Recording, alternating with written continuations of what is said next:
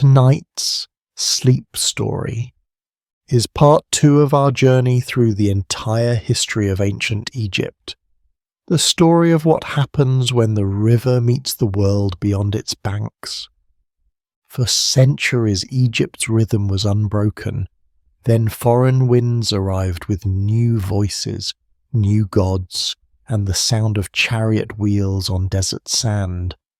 What happens when an empire built on balance is forced to change? When faith itself begins to shift, and power must learn to move with it?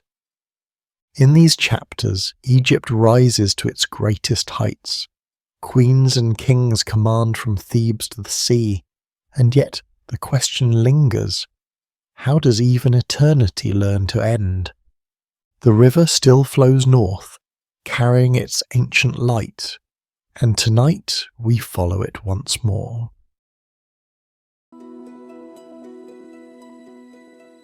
Good evening, traveller, and welcome to Realm and Reason.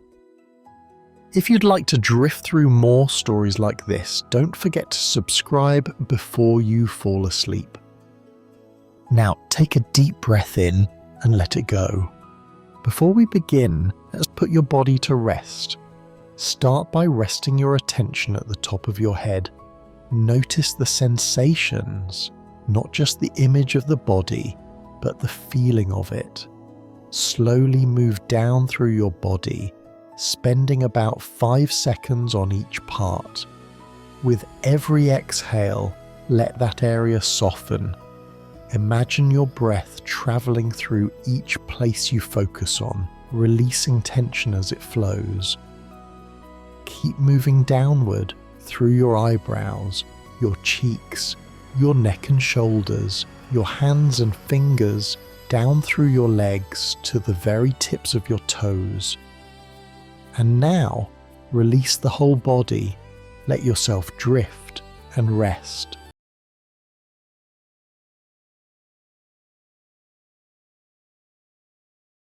Chapter 6: Chariots on the Delta Wind. Around 1800 to 1550 BCE, the delta wakes before the sun. In the half-light, the air smells of river water and salt marsh, sweet with papyrus and the faint tang of the sea. Channels glimmer between low islands where egrets lift at the splash of oars. This is the northern heart of Egypt, the Nile Delta, where the river unravels into a fan of green veins before it meets the Mediterranean. It is a land of crossroads, where wind, tide and trade blend into one long conversation. By the early 2nd millennium BCE, that conversation had become louder, busier, more far-reaching than ever before. Ships stitched together with rope, hulls of cedar from Lebanon sealed with bitumen, arrived with their decks heaped in goods. Levantine merchants from the coastlines of modern-day Canaan and Syria, steered by the stars and the smell of land. They brought jars of olive oil, amphorae of wine, and copper from Cyprus. From further inland came lapis lazuli from Afghanistan, tin from Anatolia, and incense from Arabia. The trade arteries of the ancient world meeting in Egypt's veins.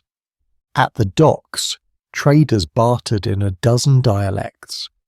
A jar was lifted, tapped, smelled, then rolled to a tally scribe sitting cross-legged with his tablet.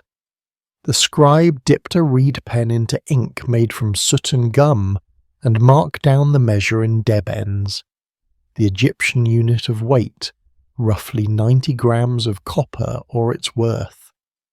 The deals were as much gesture as speech, hands tracing circles for amphora, fingers measuring distance, palms lifted for agreement. What Egypt sent in return was no less prized. Linen fine enough to pass through a ring, papyrus scrolls rolled tight against moisture, grain by the ton. Even small trinkets carried prestige abroad. Faience, that luminous blue ceramic made by firing sand and natron with copper pigment, shimmered like river light and found its way to palaces far across the sea. Trade, then, was more than economy. It was identity. Every ship docking at a delta port left behind ideas as tangible as the amphorae they unloaded. Pottery shapes shifted. Cylinder seals from the Levant appeared beside Egyptian scarabs. Words for foreign spices began creeping into local speech. The delta had always been Egypt's soft edge. Now it was becoming its window to the world. Among those who came north and stayed were groups the Egyptians would later call Hyksos, a phrase derived from Hatshepsut, rulers of foreign lands.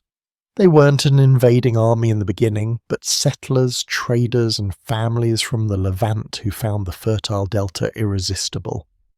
The region's mixed towns had long been home to both Egyptian farmers and Asiatic herders. Over generations, these new arrivals simply grew in number and influence until they began to rule in their own right. Archaeology paints a picture not of sudden conquest, but of quiet assimilation. In the eastern delta city, later known as Avaris, houses followed a Canaanite layout: open courtyards, broad rooms, circular bread ovens. Yet Egyptian pottery filled their shelves. Tombs mixed burial styles. Local wooden coffins placed beneath mounds of foreign form. Children's toys carved in Egyptian shapes lie beside imported pendants of silver and lapis. From these details, we can assume that Avaris was more fusion than frontier, a true cosmopolitan capital, alive with accents, cooking smoke, and the smell of the sea. The Hyksos adopted Egyptian trappings of kingship, wearing crowns, inscribing their names within cartouches, the oval rings that signified royal status. But their rule also drew from Levantine models of city administration. Seal impressions, or scarabs, carved in both Egyptian hieroglyphs and foreign motifs, sealed their trade jars. A scarab was both a mark of ownership and a charm of protection, pressed into wet clay. It promised safe passage for the goods within. Their pantheon blended too. The Canaanite storm god Baal, bringer of thunder and rain, merged in Egyptian minds with Set, the desert god of power and chaos. Set's temples flourished in the north under Hyksos rule, and his image, once feared, now revered, became a symbol of foreign authority accepted, if not loved. This hybrid kingdom ruled parts of Egypt for roughly a century. It was not peace, but neither was it pure occupation. Taxes were collected, trade thrived, and Egyptian scribes continued their work under new masters. But to the south in Thebes, resentment brewed like silt behind a dam. With the Hyksos came something Egypt had never faced before: the horse. It was small by modern standards, almost pony-sized, but its presence transformed the rhythm of war and travel alike. Along with it came the chariot, a light two-wheeled cart pulled by a pair of horses, fast and manoeuvrable, made of wood lashed with rawhide. Its wheels were spoked, meaning built with slender ribs instead of solid planks. Far lighter, but strong enough to carry two men, a driver and an archer.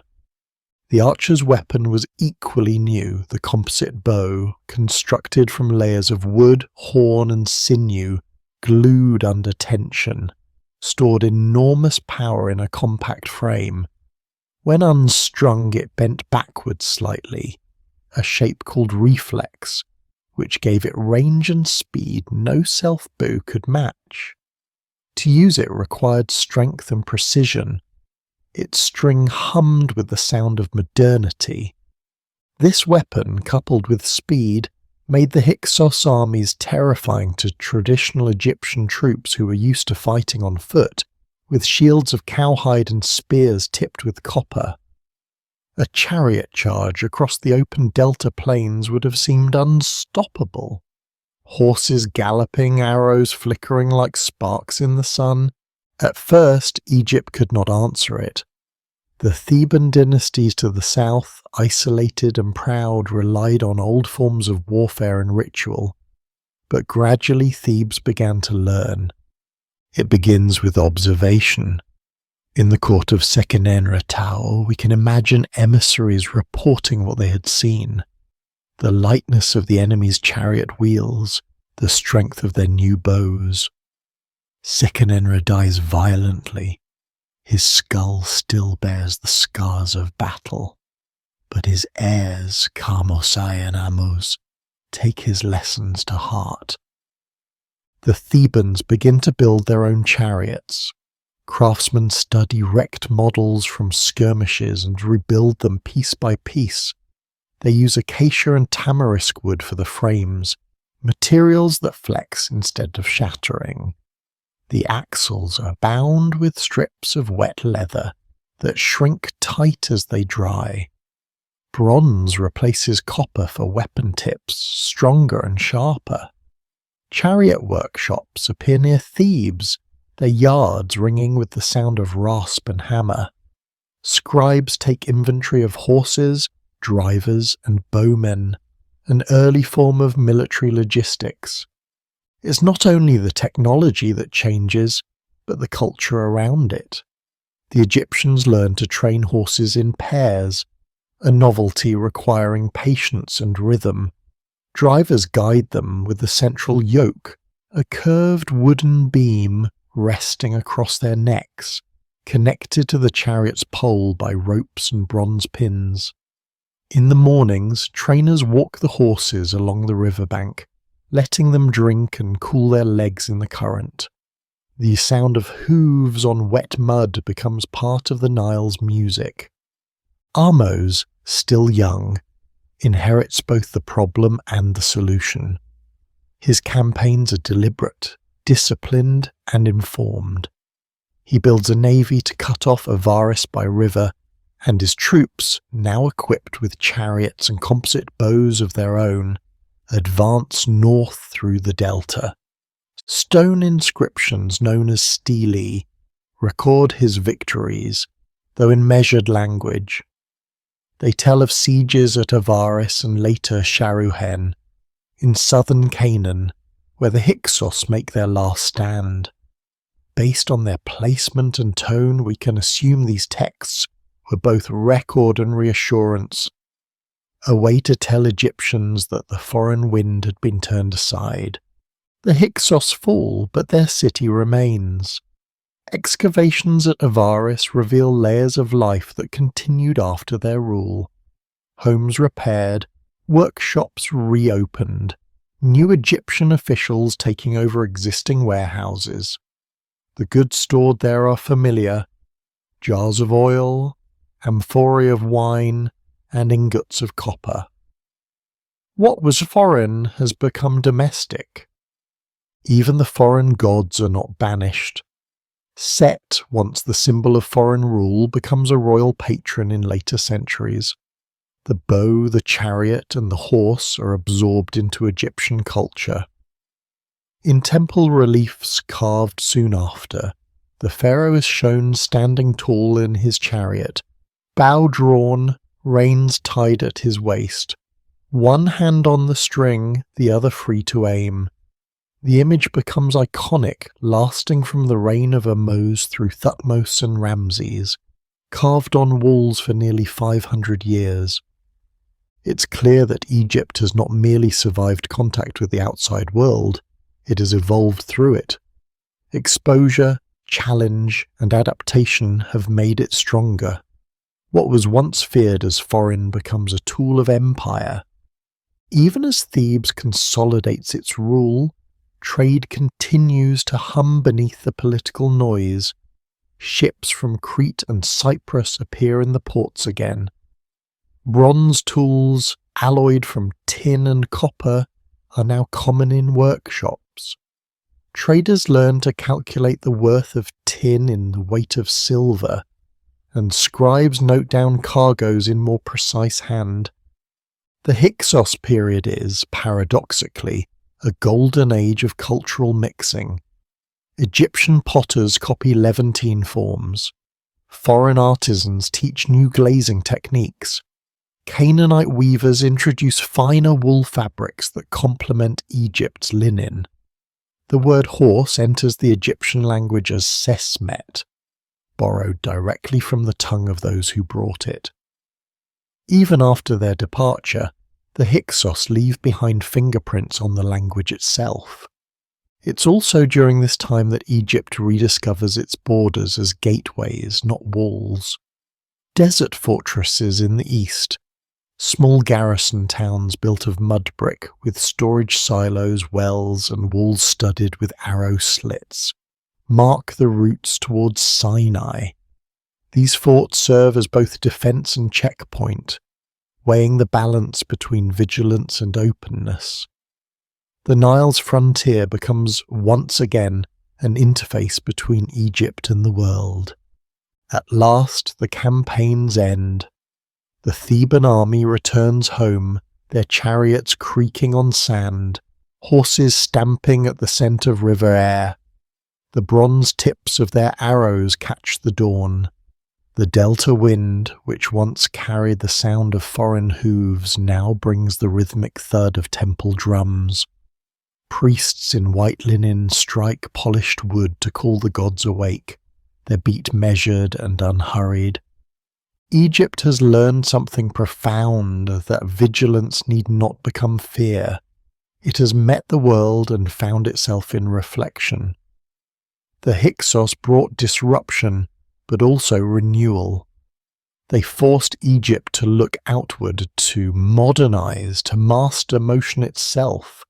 From now on, the chariot will thunder in parades of victory, not invasion. Horses will graze beside river reeds, symbols not of conquest but of readiness. In the stables of Thebes and Memphis, grooms whisper soft words in two languages to calm the restless animals, a memory of the age when foreigners ruled and Egypt listened, learned, and endured. The Nile flows on beneath them all, patient as always. In its mirrored surface one can almost see the glint of bronze wheels turning toward the future, and hear as they fade the steady pulse of temple drums keeping time with the wind.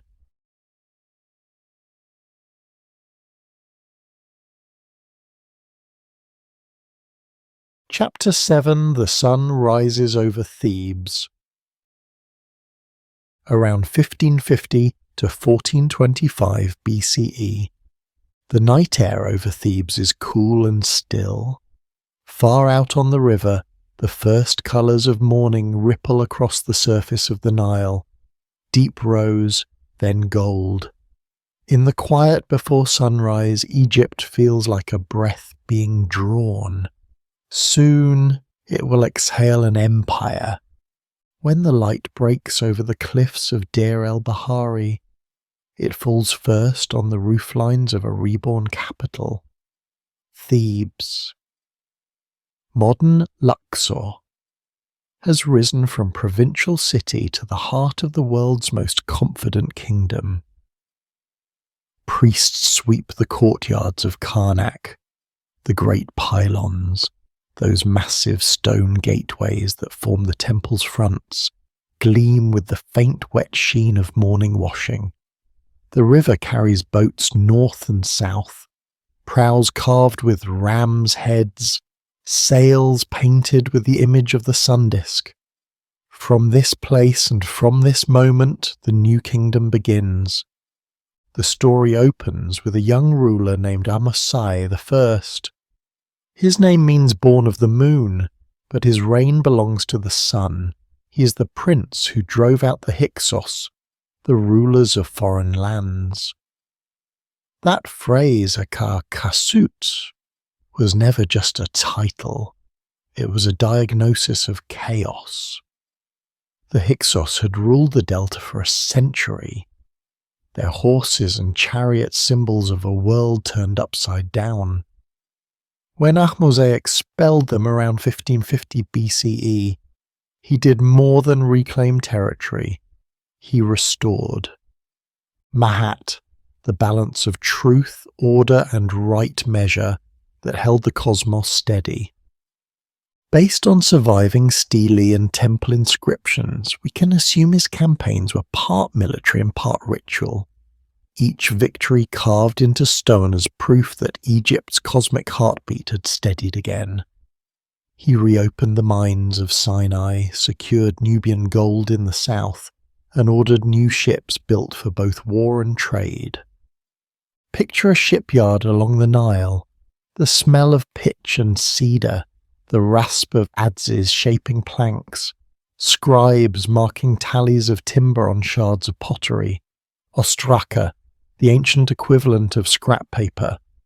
Each vessel's hull is stitched with rope through dovetailed planks, a technique older than nails but strong enough for oceans. When Ahmose sails north to the Delta, his fleet is both army and architecture in motion, floating temples of renewal. Thebes becomes his home port and his dynasty's heart. Within its temples, a once local god named Amun, the Hidden One, begins his ascent. Amun merges with Ra, the sun god, to become Amun-Ra, the invisible and the visible together. His priests whisper that the god hides in the wind itself. When it fills a ship's sail, it's Amun's breath pushing Egypt forward. The rebuilding of Egypt brings a new balance between crown and temple. The clergy of Amun, based at Karnak, become wealthy through donations of land, gold and goods captured in war. But this is not corruption in the modern sense. It is partnership. The king acts as Amun's earthly arm, and the temple acts as his accountant. Amun's cult expands into every layer of life. Farmers bring offerings at planting time. Soldiers carry amulets bearing the god's feathered crown. Scribes begin letters with, "May Amun hear you." The gods of earlier dynasties, Ra of Heliopolis, Ptah of Memphis, retain honour, but Thebes' deity now speaks for them all. Every festival becomes a living act of theology. During the Opet festival, the statue of Amun travels by river from Karnak to Luxor Temple. It's carried on a gilded bark, a ceremonial boat, borne on the shoulders of priests. Drums beat softly, incense burns, and the king follows on foot. The journey reenacts divine renewal. The god visits his other temple and returns rejuvenated, ensuring another year of flood and plenty. When the river rises afterward, the people nod knowingly. Among the royal children growing up in this atmosphere of divine destiny is Hatshepsut, daughter of Thutmose I and Queen Ahmose. Her name means foremost of noble women. She marries her half-brother Thutmose II as tradition demands, but his early death leaves her ruling for a child heir. At first she governs as regent, standing behind the throne. Then quietly she becomes the throne.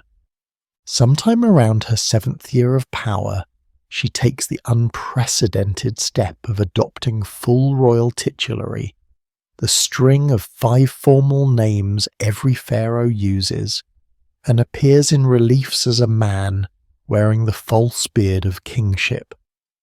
The Egyptians, with their love of harmony, seem to accept this contradiction easily.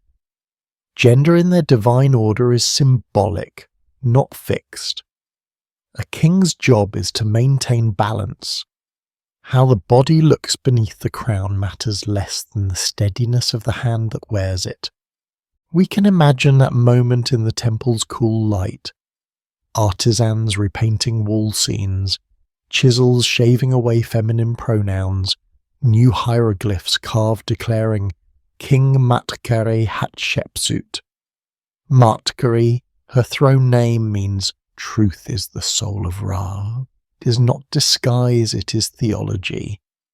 To secure her legacy, Hatshepsut turns west toward the cliffs of Deir el-Bahari. There, architect Senenmut, her trusted official and companion, designs a mortuary temple that looks less built than grown from the mountain itself.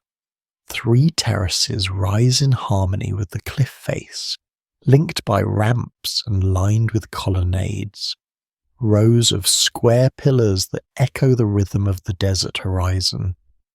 The temple is both house and argument. Its walls proclaim her divine birth. Amun visiting her mother in the form of the king, promising a child of dual nature. Another sequence records the expedition to Punt, a voyage down the Red Sea to a land of incense and gold.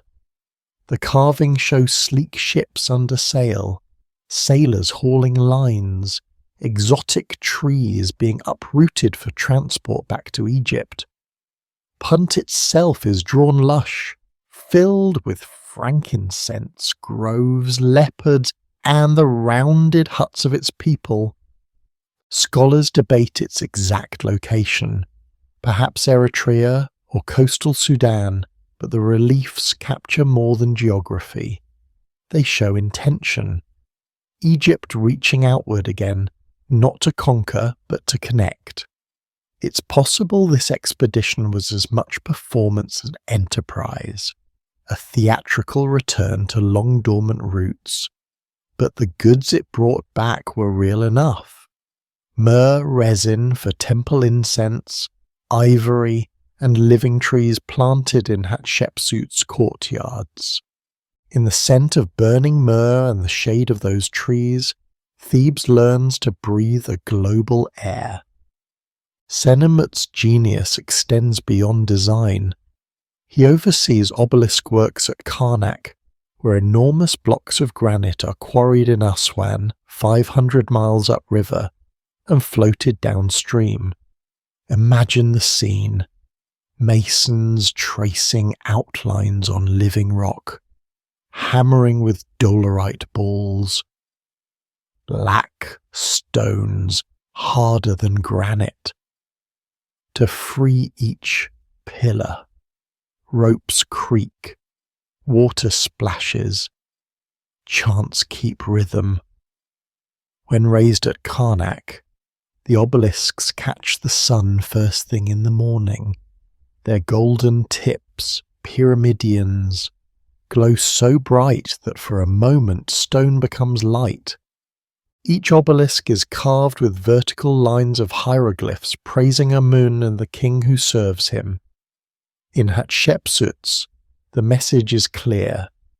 I did it for him who begot me. The architecture itself becomes prayer. Beneath the temple's propaganda, though, lies subtle human warmth. Senenmut's likeness appears tucked in corners of reliefs, as if the workers wanted to honour him quietly. One statue shows him seated, sheltering the young princess Neferur beneath his cloak.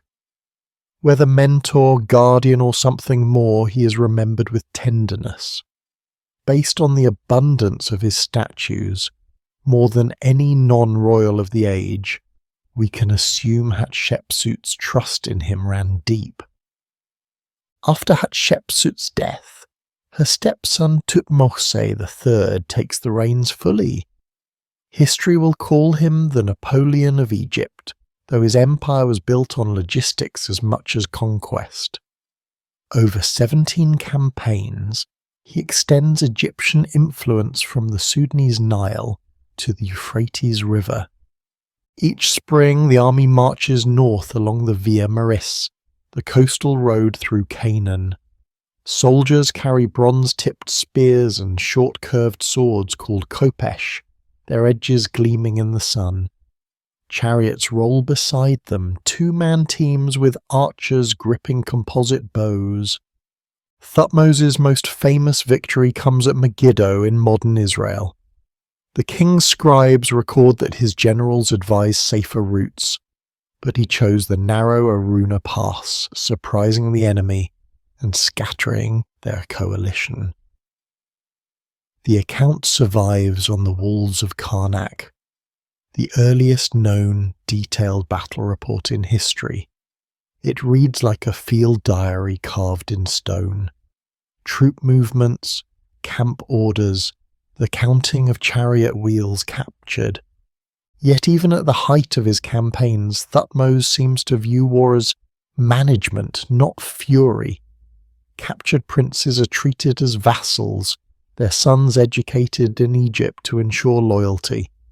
Tribute flows south, copper from Cyprus, cedar logs from Lebanon, lapis and tin from the east. Egypt's empire is less occupation than orbit, its gravity drawing others near. The administrative network that sustains it is astonishing. Granaries line the Nile to feed armies abroad. Messengers relay reports via riverboats and desert runners. Scribes keep tallies on rolls of papyrus. One of Egypt's greatest inventions, a writing surface made from the reed spears of the river, sliced, soaked and pressed until the fibres fuse. The word itself, pa-per-ah, of the papyrus, will travel millennium languages to become paper. As empire expands, so too does the machinery of governance. Viziers, the chief ministers of the realm, oversee taxation, law, and the distribution of temple wealth. Their staff includes scribes, surveyors, and clerks whose entire lives unfold in ink and measure. At border forts in Nubia, guards weigh gold dust in small scales. In harbours on the Mediterranean coast, customs scribes list cargoes, wine, olive oil, dyed textiles, recording amounts in red and black ink. The use of red, the colour of life and warning, marks totals and corrections. The black records the day-to-day flow. Even the language of administration carries ritual weight. In the villages, new roads are built and canals are dredged to ensure reliable transport. The bureaucratic order, a phrase that may sound dry, was in Egypt a kind of shared heartbeat. When an edict went out from Thebes, it moved as swiftly as the floodwaters, down channels of authority to the smallest field. Art and writing mirror this stability. Tomb painters fill walls with scenes not of war, but of harvest and craftsmanship. Metalworkers pouring molten bronze, scribes hunched over scrolls, dancers stepping in rhythm.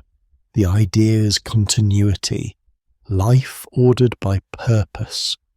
Religion now forms the empire's architecture as much as stone.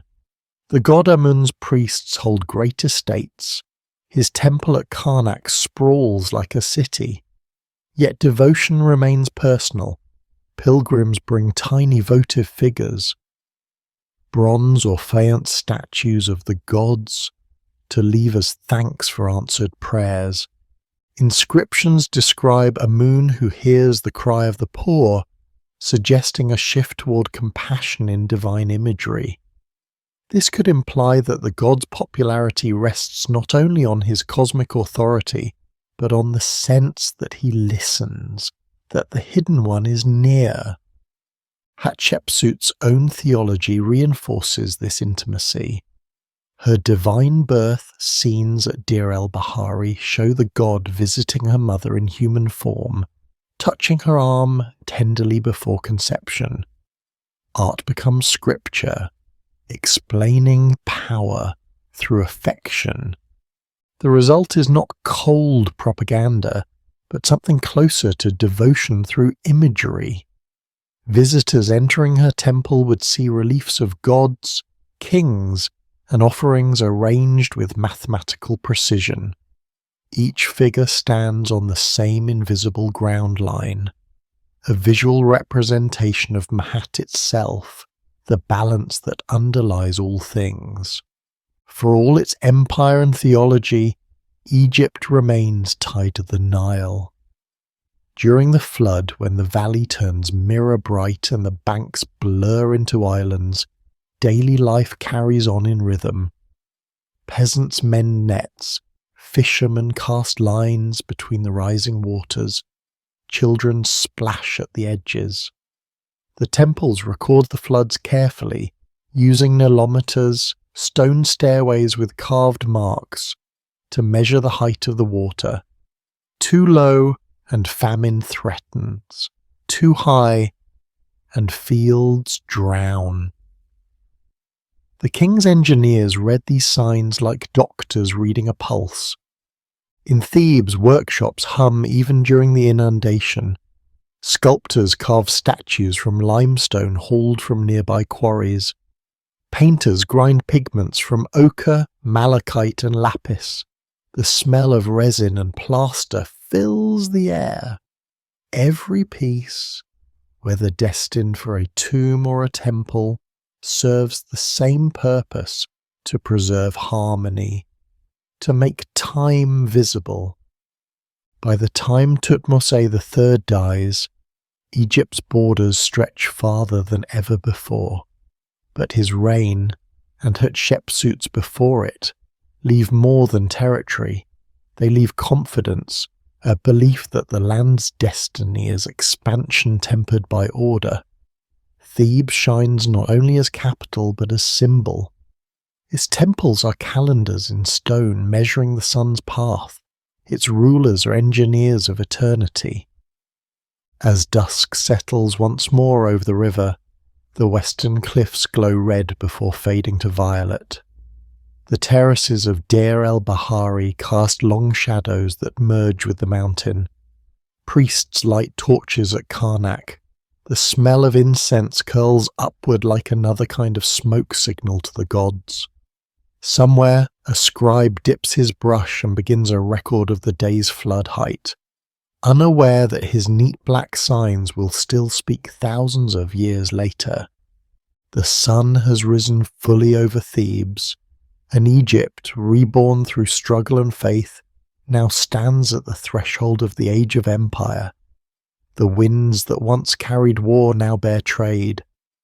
The chariots that once thundered in battle now roll in procession, and the names of Hatshepsut and Thutmose, carved deep into stone, hum quietly beneath the stars.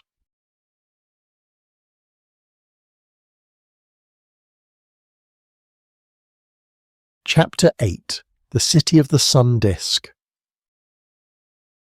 Around 1353 to 1323 BCE, night thins over Thebes and the eastern sky turns the colour of hammered copper. Priests at Karnak unbar the great pylons, the towering stone gateways, and set out incense as they have for centuries. But this dawn is different.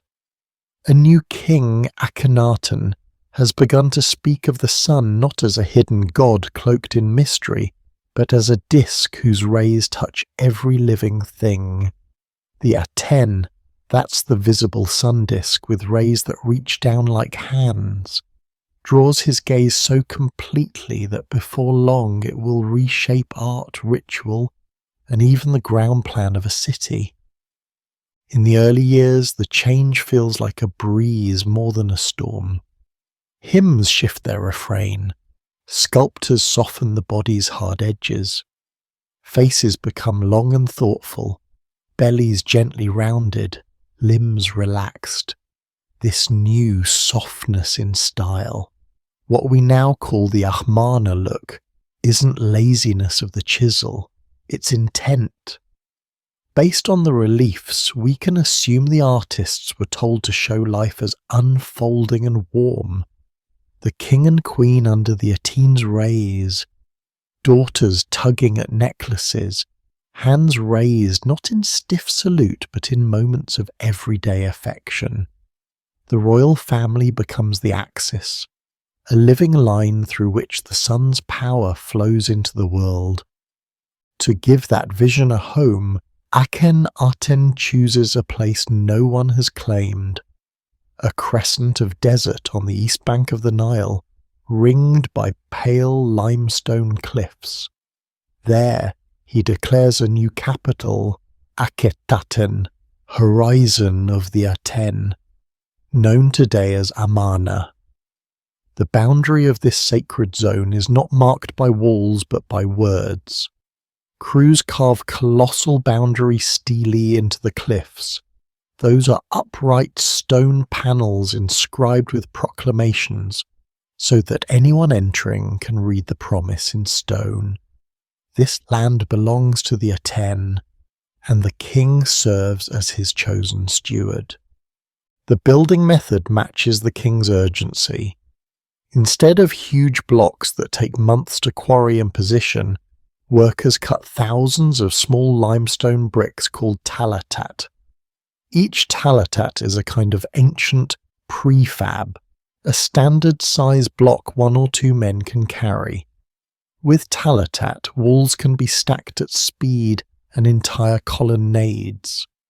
The rows of pillars that give rhythm to a temple's space rise almost as fast as the paint dries. The sound of the city's making is brisk and close, the clack of stone on stone, the soft chant of work gangs, the scratch of a scribe's reed on a tablet as he notes deliveries. Amarna's temples are open to the sky. In older sanctuaries, the Holy of Holies, the Naos, or inner shrine, hid in shadow. Here the courtyards drink sunlight. Altars stand beneath the wide blue so offerings can meet the rays directly. You can picture a morning ritual, the bark of a priest's call, the answering murmur of attendants, platters lifted, bread, beer, flowers, roast fowl, so the Aten's hands of light can receive what the people bring. The theology is clear without being shouted. The sun's gift is life, and life's reply is gratitude in the open air. Daily motion in the new capital follows the sun. The Royal Road, a broad avenue oriented to catch the morning, connects palace to temple like a bright ribbon. The great palace looks out across gardens and pools. In reliefs, the royal hearth is not remote. It is domestic and immediate. Nefertiti, the queen whose name means the beautiful one has come, appears shoulder to shoulder with the king in worship scenes, and sometimes alone performing rites. The Aten's rays end in tiny hands that hold out the ankh, the looped cross that means life, to their noses, as if to say, breathe this and live. In the workshops, change is tangible. Sculptors keep trial heads, practice pieces, lined against a wall. Nefertiti's calm profile, a princess's serious stare, even studies of aging, with neck tendons pulled taut beneath thin skin. The style's elongated forms have sparked centuries of speculation. This could imply a conscious symbolic language rather than a medical condition, that stretched skulls and softened torsos signal a family set apart, liminal, where human and divine mingle. The artists reuse the new terms naturally. A master calls for a talatat to shim a base. An apprentice repeats it later without thinking, already embedded in the city's speech. Not every change feels like sunlight. While the king attends to the Atenand, the ceremony of the royal household, letters arrive from the north and east. They come on clay tablets, diplomatic correspondence written in Akkadian, the international language of the day, carried by messengers who know the desert routes by heart. Vassal rulers in the Levant ask for archers, for grain, for reassurance. Some tablets praise the king with a careful hand. Others whisper alarm about neighbours shifting their weight. Based on the tenor of those messages, we can assume the old web of alliances begins to tug and fray. The court's focus is inward. The map at the edges starts to blur. Mana still hums with industry, shipyards along the river, granaries stacked with barley, storehouses sealed with clay bullae. Those are lump seals stamped with a signet so you can see if a jar's been opened. Scribes keep ledgers in red and black ink. Red for totals and corrections, black for the daily flow. Recording offerings, rations, labour, gangs, and the quantities of incense burned. The city's rhythm is real and human. Children running past pylons, bakers turning flat breads with reeds, a stable hand murmuring to a team of horses in the shade. But inland, politics cool quickly without tending. Diplomacy is a garden that needs water. In the 12th year of the king's reign, give or take by the count of festivals, reliefs at Amarna show a grand jubilee, a kind of renewal rite usually called a Sed festival. Here it is reimagined, the Aten above, the family beneath, the city enfolded in light. Foreign envoys bring tribute, rings of gold, chests of resin, monkeys on leashes that chatter and tug. The spectacle glows, and for a moment the world seems held by the same stillness you feel when the sun is high and the river stops glittering and turns to polished brass. Soon after, the light shifts. Death touches the palace, perhaps a princess, perhaps more than one, and grief enters the reliefs as empty space. Akhenaten dies not long after, and the careful choreography of his city staggers. Power moves through a narrow passage, a senior courtier, a brief reign, and then a boy whose very name tells the story changing. Tutankhaten, the living image of Aten, will soon be known as Tutankhamun, the living image of Amun. The vowels soften, and with them policy. The restoration does not begin with smashing, but with mending. A restoration stela, a public statement carved in stone, announces that the temples, long neglected, will be repaired. Statues are uprighted, priesthoods reappointed, festivals renewed. The boy king and his advisors shift the court's centre of gravity back toward Memphis and Thebes. The old gods do not so much return as re-emerge from the shade. You can imagine the first time incense curls again beneath a roof sanctuary, and the air takes on that cool, resin-sweet smell that means the past has rejoined the present. Tutankhamun's reign is short, and his tomb, KV62 in the Valley of the Kings, is modest by royal standards. Modest but intact. When workmen sealed it, they brushed the floor smooth so no footprints would show, pressed the damp clay with the jackal seal of the necropolis, and walked away. Centuries layered sand and happenstance over the door, and in that accident, time hid a treasury of touchable things. When the door is finally opened in our age, the first sight is not a coffin, but a riot of craft. Chariots lashed with rawhide, their wheels with bronze-capped hubs, bows layered from horn, sinew and wood, the composite bow that stores power like a coiled spring, boxes painted with hunt scenes, sandals whose soles bear the stylized figures of enemies, so each step ritually treads chaos underfoot. There are shabti figures, little worker statues, each inscribed to answer on the king's behalf in the fields of eternity, and a golden shrine of nested doors, like rooms for a thought to pass through until it reaches silence. At the core, 3 nested coffins. The innermost is solid gold, heavy enough that you feel its weight in your knees just thinking of it. The funerary mask, too familiar to surprise and yet always startling, is more than ornament. Gold for the flesh of gods, inlays of lapis and obsidian for the night sky and pupils, quartz for the whites of the eyes, and that soft smile at the corner of the mouth that says the boy is at rest. Beside it, a canopic shrine, a gilded house for the 4 jars that protected his organs, wrapped in protective goddesses whose wings touch at the corners like sheltering hands. Craft becomes the counter-argument to brevity. The reign is brief, the artistry is not. Every dovetail, every lash of leather, every reed plait and gold seam tells you a workforce still humming with memory.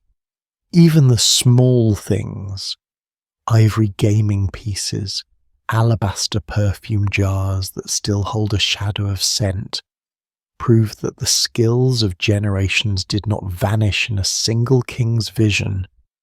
They simply shifted rooms and waited.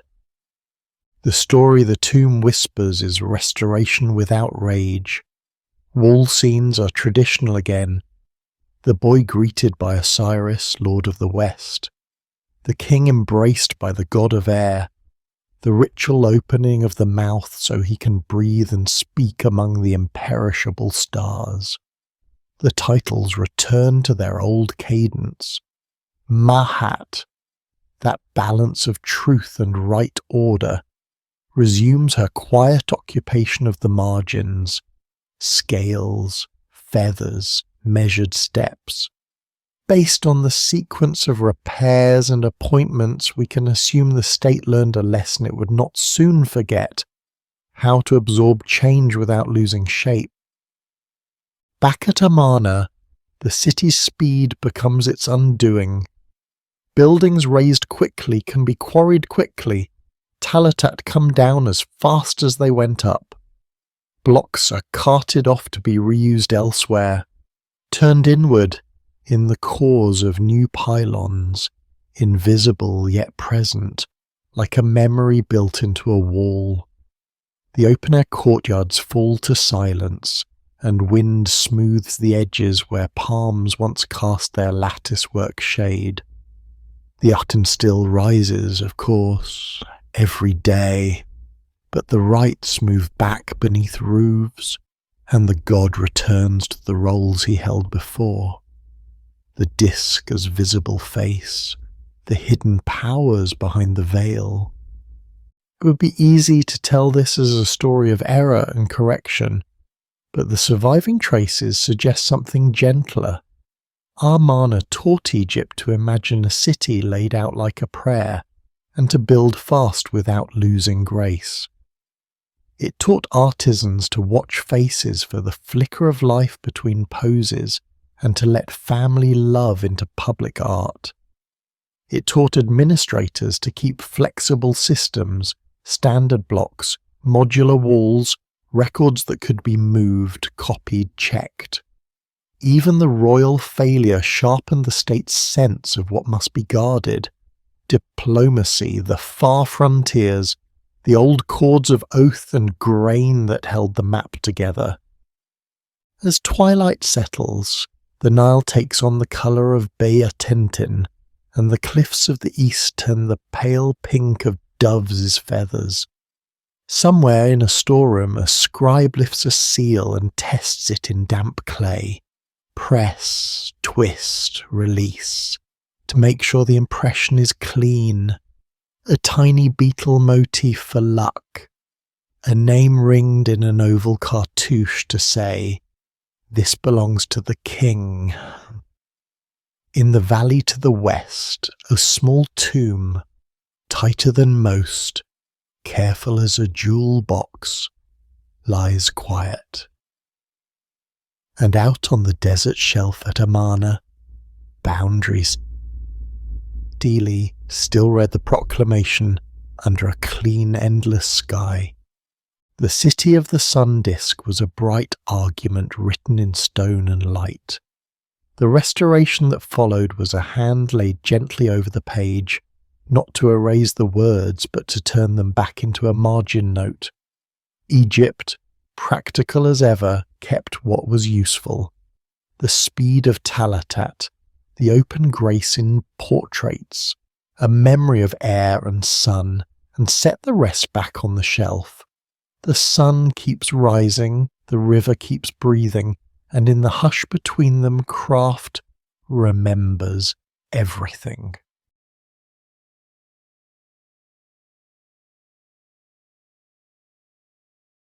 Chapter 9. Thunder of the Ramessides. Around 1294 to 1186 BCE, morning opens over Thebes in bands of gold and shadow. The Nile breathes its mist, and the temples wake to work. At Karnak, the sprawling complex dedicated to Amun, the clang of chisels echoes through a vast chamber of half-finished stone. Here, the reign of Seti I begins to leave its mark. His masons are carving what will become one of the most astonishing spaces ever built. The hypostyle hall, a forest of columns so large that a single man standing at its base looks no taller than a reed. A hypostyle, that's an architectural term for a hall supported by columns rather than walls, is more than structure, it's atmosphere. Each column, some 70 feet high, is shaped like a papyrus stalk, its capital spreading at the top into a blooming fan. When light spills through the high clerestory windows, those narrow openings just below the roofline, it filters down like sunlight through marsh reeds. The space seems to breathe. The artists working here wear linen loincloths and copper tools on cords around their necks. Each day they climb scaffolds of lashed palm trunks to paint the capitals blue and green, colours of sky and vegetation. Their songs drift through the pillars as they work, keeping rhythm for the swing of mallet and chisel. Thousands of names fill these walls, lists of conquered towns, of gods, of offerings. The arrangement isn't random. The carvings are both record and choreography, a way to make history move in stone. Each relief shows the king presenting Ma'at, the principle of cosmic order, to Amun.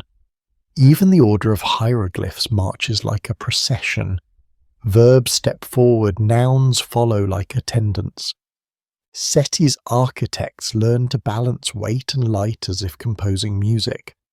The central aisles are taller than the sides so that light can trickle down between them. The result is a rhythm of brightness and shade. The hall becomes a physical prayer, its columns echoing the papyrus swamps where creation first rose from the flood. Seti I's reign feels like a deep breath after the turmoil of Akhenaten's revolution. He restores temples left unfinished, repairs sanctuaries where Amun's priests had been silenced, and reopens trade routes into Syria and Nubia.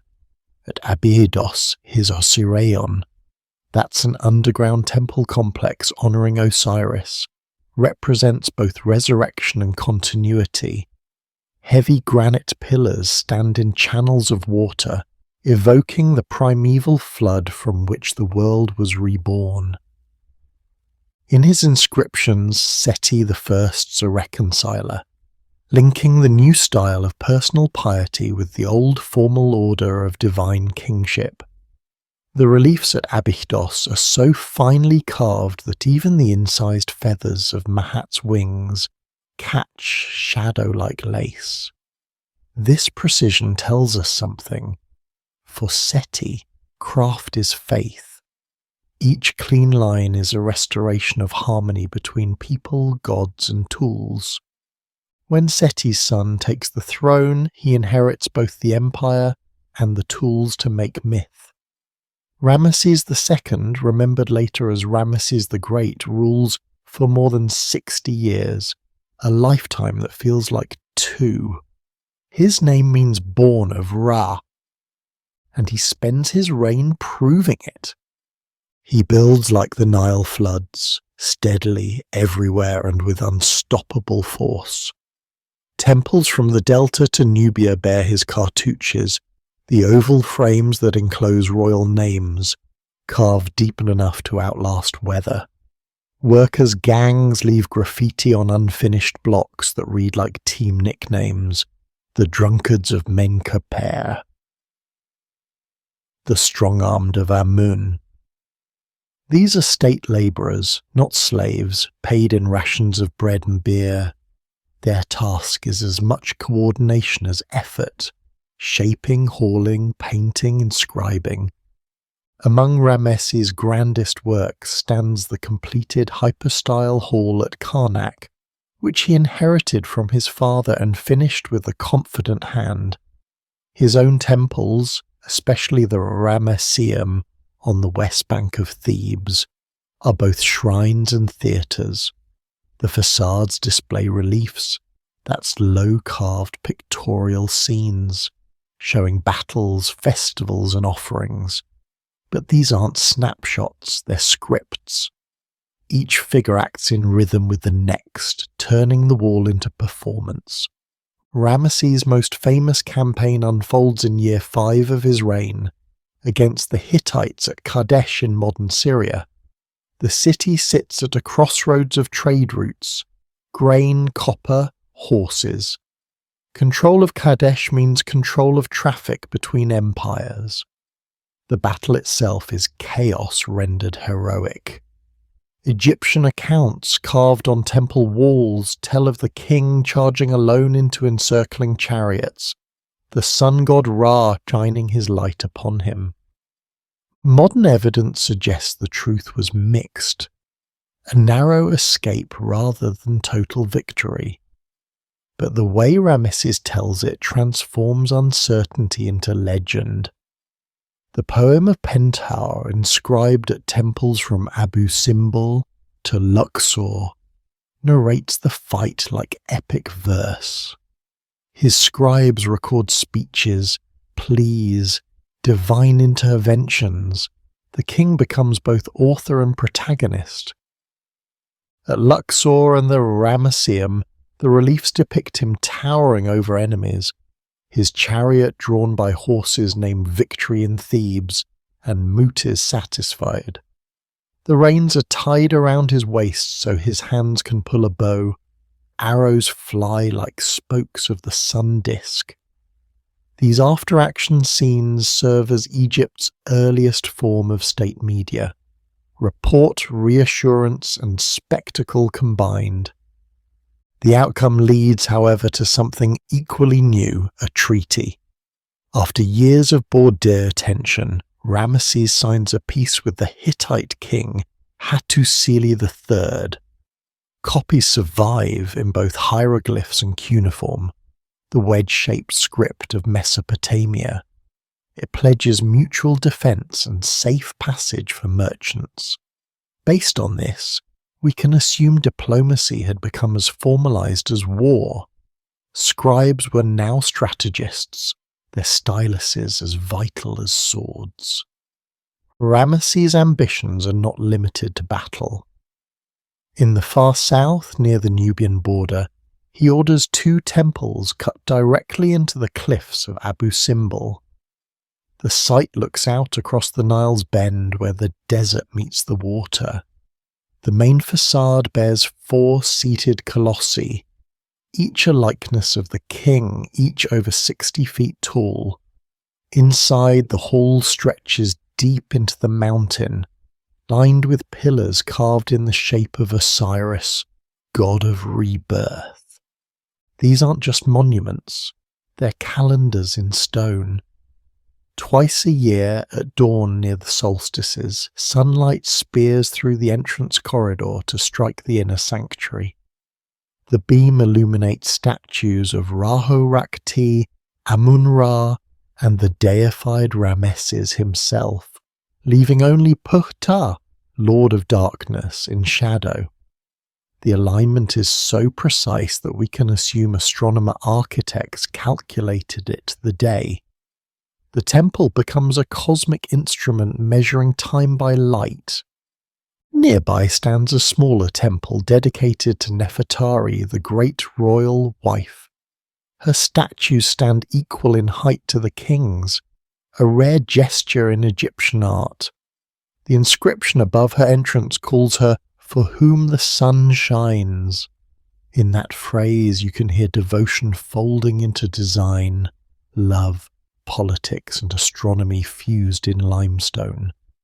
Ramesses' empire runs on paper, stone and people in near military order. The scale is staggering. Tax collectors riding donkeys through delta towns, scribes counting cattle on wooden tally sticks, shipwrights shaping cedar hulls for transport along the Mediterranean. The bureaucracy itself is a kind of monument, an invisible pyramid built of lists and ledgers. We have glimpses of this machinery from letters on ostraka, broken pottery shards used for notes, and from papyri found in archives. They speak of shipments delayed, rations short, tools requested. The tone is practical, weary, sometimes funny.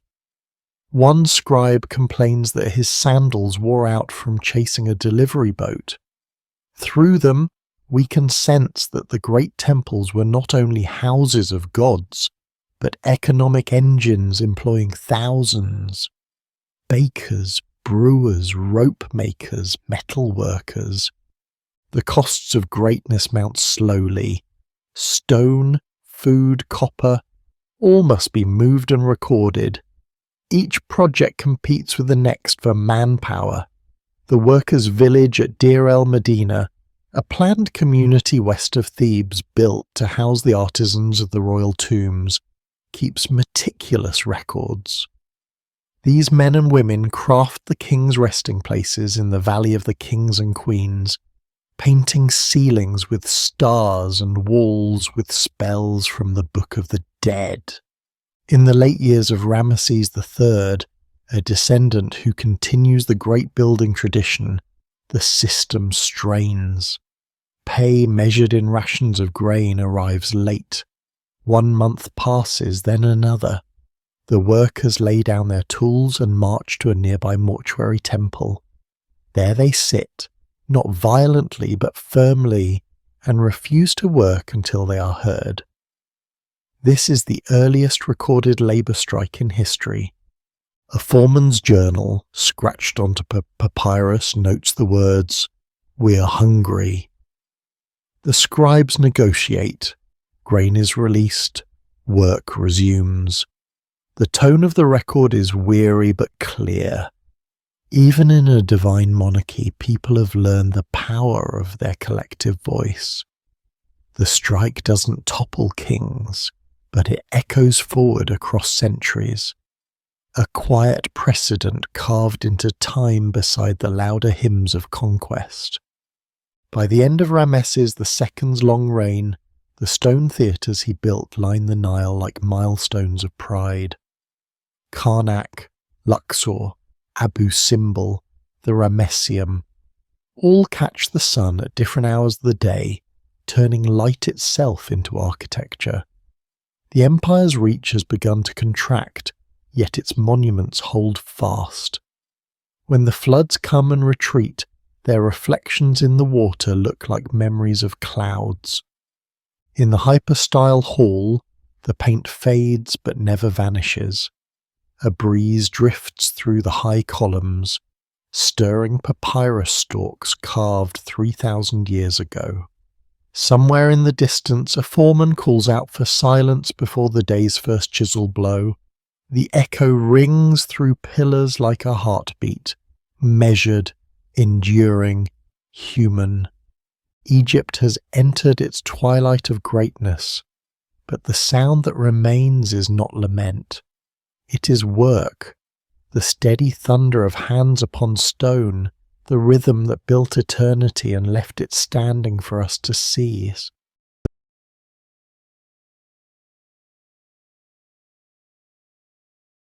Chapter 10: Twilight Echoes and Afterlives. Around 1100 to 30 BCE and beyond, night gathers over the Nile in a slow blue hush. Villages along the bank move from talk to murmurs. Cooking fires thicken the air with the soft sweetness of barley and smoke. If you listen, you can hear the river itself, broad, patient, turning pages through the reeds.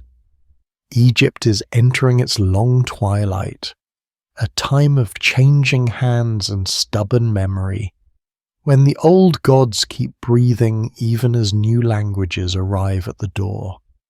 The first changes come not with a crash, but with many small steps. After the great age of the Ramesside kings fades, power loosens into local bundles. You'll hear a new word in this era, nomarch. That's a provincial governor, the person who keeps a district's canals dredged and its taxes moving. In the third intermediate period, authority is braided rather than straight. Libyan chieftains, long settled in the Delta, gain royal titles. Priests at Thebes guide ritual and also policy. Families build networks like irrigation channels, branching and rejoining. The state doesn't collapse, it decentralizes. Villages learn resilience. Granaries locked tight. Local shrines busy. Agreements sealed with handshakes and small stelae. Those upright stones inscribed with promises. Among the Libyan houses, one name carries far on the desert wind, Shoshenq. You'll also hear him called Shishonq or, in later tales, Shishak. He rules as Shoshenq I and reaches south into the old heartland, while sending expeditions east toward the hill cities of Canaan. The records he leaves, lists of towns carved onto temple walls, feel like ledgers tallied after a long market day. Based on what survives, we can assume he was less interested in conquest for glory than in restitching trade routes, tightening the weave. But even in a careful twilight there are bright flares. From the south, from Nubia, a renaissance rises like a second sunrise. A line of kings from the city of Napata, you'll meet Pie, also called Piaunki, then Taharqa, crosses the cataracts and takes Egypt in the name of renewal. Their monuments speak a language of repair. At Thebes they clean the soot from Amun sanctuaries, set new pylons, the tall tapering gateways that frame a temple's face, and rededicate chapels fallen quiet. The sculptors who carve Taharqa give him a lion's calm, cheeks rounded, eyes heavy-lidded with patience, the royal cap fringed with two cobras, the double claim to Upper and Lower Egypt. This could imply a deliberate image of shelter, not just of strength. A king as shade tree, not hurricane. Their rule is tested by iron and fire from the northeast. Assyrian kings, first Esarhaddon, then Ashurbanipal, push down the trade roads with armies that carry siege towers like rolling cliffs. The Assyrians are engineers of pressure. They measure empires by how fast they can move a battering ram across a river. Thebes, the city of 100 gates, learns a new word whispered in terror. Sack, when a place is taken and its goods, and often its people, are carried off. After the storm, Egypt steadies herself under a fresh banner. Sais, a delta city whose rulers will give their name to a new chapter, the Sete era. The 26th dynasty, we find Psamtik I, speaks in the old accent with new confidence. They hire Greek mercenaries for the frontier and Phoenician sailors for long-haul routes. They send scribes to copy ancient manuals, as if rescuing them from a burning shelf. At Saqqara, artisans revive classic poses and proportions, not as imitation but as conversation across centuries. It's as if the whole culture says, "We remember who we are." From farther east comes a different rhythm, the Persian steppe. Cambyses and then Darius fold Egypt into the Achaemenid Empire, an administrative machine that runs on measured roads and careful weights. Governors are called satraps. Think of them as imperial nomarchs, and they report by tablet and messenger to capitals beyond desert and mountain. Darius commissions a canal toward the Red Sea. The inscriptions say he dug where earlier kings dreamed. Based on those markers, we can assume imperial policy treated Egypt's river not as trophy but as artery. The temples still burn incense at dawn. The tax bureaus still count grain by the sackful. Officials stamp jar seals. Bullae, lumps of clay pressed with a signet, so a shipment can be trusted by touch. Then a young Macedonian rider takes the stage at speed. Alexander reaches Egypt in the late 4th century BCE and is greeted as liberator, a word that means many things depending on who speaks it. He sails to the oasis of Siwa and consults the oracle of Amun, the god the Greeks hear as Zeus Ammon, and a rumour begins that he is son of the divine. He chooses a windswept spit of coast for a city and draws lines in sand that will soon be streets. Alexandria. Under Ptolemy I and his house, the Ptolemies, Egypt becomes a workshop of mixing and making. Think of syncretism not as a doctrine but as a habit of mind, blending gods, ideas and styles into something both familiar and new. In the great harbour rises the pharaohs, a lighthouse of dazzling height whose fire and polished mirror guide ships like a second sun. In its shadow the Mausoleum, the place of the muses, and its libraries gather scrolls from every shore reachable by sail. Scholars here treat knowledge like spice, traded, catalogued, tasted, combined. They test the circumference of the earth by shadow and stick, map constellations, and write commentaries so patient they feel like lullabies to the mind. To help Egypt and Greece speak to one another, rulers sponsor a new god with a familiar smile. Serapis. He wears the beard and calm of a Greek deity, and the crown and underworld wisdom of Osiris and Apis. People pray to him for healing and good dreams. In the city you'll hear two tongues, Greek in the courts and the theatres, Egyptian in the markets and fields, and a third in the ledgers, demotic, a cursive script that runs like a quick current below the older hieroglyphs. A scribe lifts his brush, and both worlds fit in his hand. Across this sixth stage, one name glows so warmly it lights everything near it. Cleopatra VII. When she steps into rule, she inherits a deck already played thin. Debts, border worries, a Rome whose senators count their victories in provinces. Yet Cleopatra steps with unusual grace. Ancient writers say she spoke many languages. What matters for our ears is how she used them. With Egyptians, she appears as pharaoh, offering to Isis. With Greeks, she debates philosophy and finance. With Romans, she argues by fleet and feast, by treaty and theatre. This could imply that her real instrument was fluency, in people as much as in speech. With Julius Caesar, she forges a partnership that is both political and personal. A son is born, Ptolemy the 15th Caesar, nicknamed Caesarion, Little Caesar. After Caesar's death, alliances redeal. With Mark Antony, she binds Egypt's fortunes to Rome's civil storms.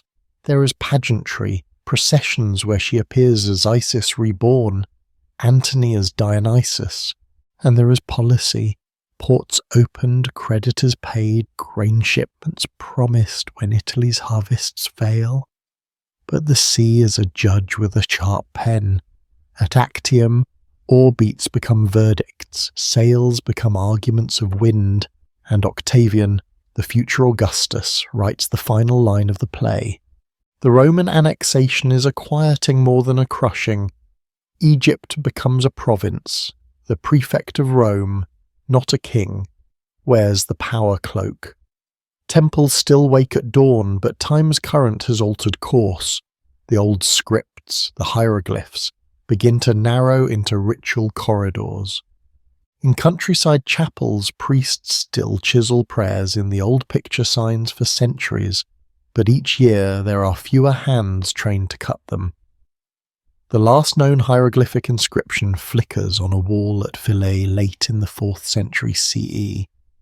Dematic, the everyday hand, lingers a few generations longer. Then the stone goes quiet. Not the people, never that. Farmers sow and reap. The river rises and falls. Children learn to swim by holding reeds. But the carved language of gods and kings folds like a sail after a long run. For more than 1,000 years those signs sleep in public, visible as birds and eyes and thrones and yet unread, like music notation to a listener who has never known a song. One summer day in 1799, soldiers repairing a fort near the delta town of Rashid, we say Rosetta, turn up a black slab of granodiorite, inscribed with a single decree in 3 scripts, hieroglyphic, demotic, and Greek. A trilingual key hiding in plain sight. Scholars test sound against sign like musicians picking out a melody by ear. The work takes decades and some paths prove false, but in 1822 a young linguist, Jean-François Champollion, writes the phrase we have been waiting to hear, "It's a language." He has matched the names in royal cartouches, those elongated ovals that ring kings' names, to their Greek equivalents, and the picture signs begin to speak. Based on the flood of translations that follows, we can assume the dead were not silent by choice. We had only forgotten the door. What does Egypt do with all this afterlife? It keeps living, as it always has, by reusing and remembering. A Roman bath borrows blocks from an old temple. A Coptic church paints saints over a wall that once showed Osiris. An Arab poet writes the Nile into love verses so tender they feel like dawn. The gods shift masks, but the river still tastes of silt and starlight, and the people still lean against its flow to wash, to talk, to cool their wrists in evening. As drift there now. The night is full and soft. Where the current slows near an island, the surface turns glossy. Black lacquer, stamped with 1,000 gold flecks. Those are stars reflected. A fisherman's oar touches the water and sets them trembling as if the sky were made of leaf gilded onto a bowl. Somewhere upstream a temple drummer keeps time, 4 beats that could be a heart or a foot on a threshing floor. Between those beats memory fits. Words you've heard tonight. Stella, a stone page. Nomarch, the steward of a province. Satrap, a governor for a faraway king. Syncretic, when gods or ideas braid rather than break. Bulle, simple clay seals that carry trust. Slide back into the water like smooth pebbles. You'll hear them again a little later, used easily in a sentence about rations or treaties or shrines, and they'll feel natural then, as if you'd always known them. Egypt moves on into Rome, then Byzantium, then centuries more, changing names the way the river changes banks. But it keeps its habit of time, slow, tidal, patient. If you stand very still on a levee at midnight, you may hear the reeds whisper to each other. They sound like pages turned by careful hands. And if you look down into the black water, you'll see the sky floating toward you. Orion, the imperishables, Venus like a small lamp, coming close enough to touch. The past doesn't leave, it rests. The present doesn't hurry, it breathes. And the Nile, carrying both, flows on. So now, as the river slips back into quiet and the stars return to their watch, our journey through ancient Egypt comes to rest. The waters we've followed, from floodplain to empire to silence, still carry the hum of human hands and the pulse of time itself. If this story has kept you company tonight, or sparked a small light of wonder, I'd love for you to stay a while. Subscribe to the channel so you can drift with us through more worlds and more nights. Leave a like if you felt the calm, and share your thoughts in the comments. I always enjoy hearing where the current carried you. Until next time, sleep well, and dream of the river beneath the stars.